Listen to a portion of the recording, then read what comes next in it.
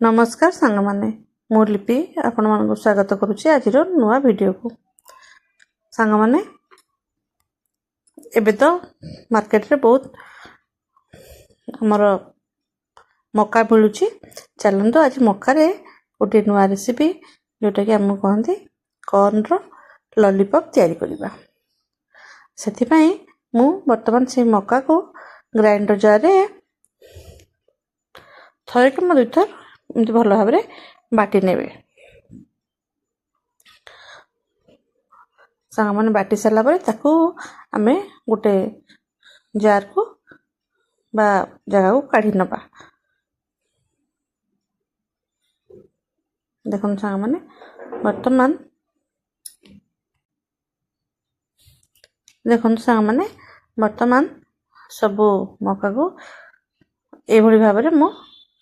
गोटे जगह काढ़ी नहीं तापर आपन पाखे यदि एभली चपर अच्छी ताहले ठीक कथा नहले हाथ रे मध्य छोट छोट करी प्याज आ किछि रसुन अदा खंडे और लंका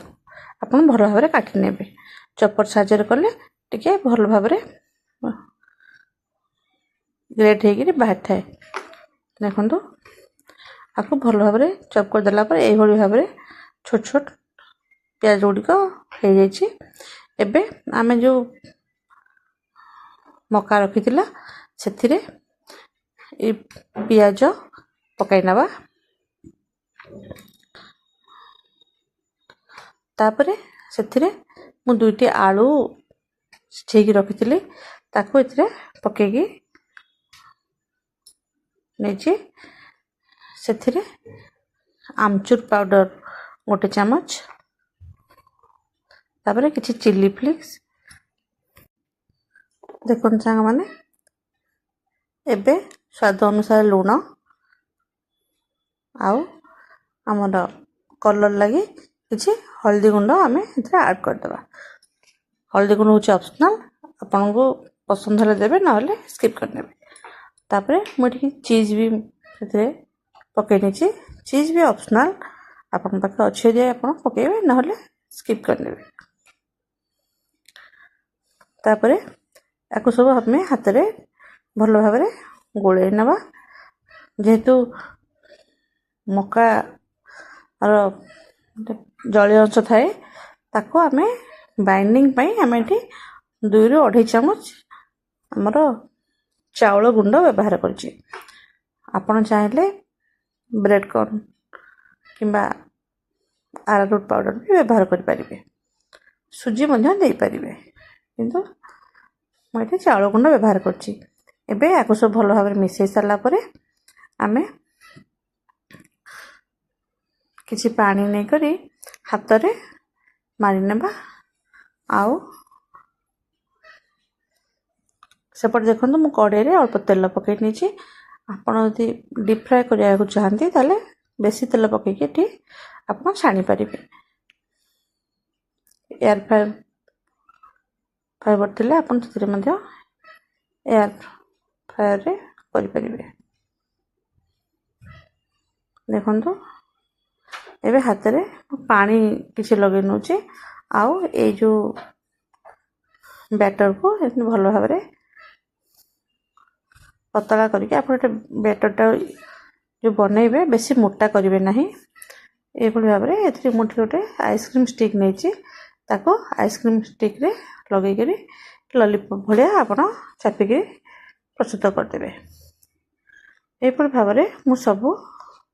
बैटर को लॉलीपॉप बने नेबे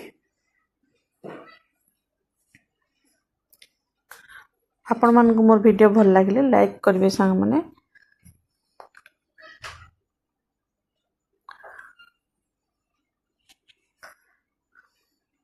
एबे देखंदो हमर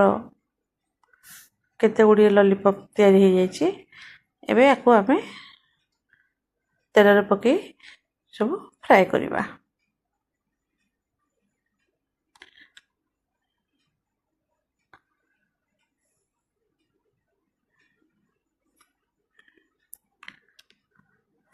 एपट सेपट करी भल भाव भाजी हो गला परे आमे आपको प्लेट को काढ़ी आनिबा। आपण यदि किछि घरे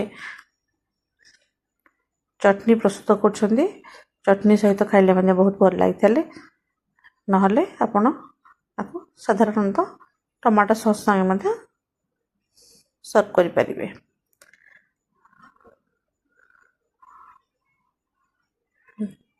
यह खाइबा पे बहुत टेस्टी लगे छुआ मैंने मध्य आराम से खाई थांती। आपण मैंने निहाती घरे प्रस्तुत करूँ सांग मैंने आउ ए वर्षा दिन रे ए भली कॉर्न रे नुआ नुआ आइटम बने करी खांतु। खाई सारे परे मते कमेंट कर जणाइबे जे आपण मन रेसिपी टी केमती लागिला। धन्यवाद सांग मैंने आपण मैंने मोर वीडियो को संपूर्ण भाव देखिथिबारु बहुत बहुत धन्यवाद।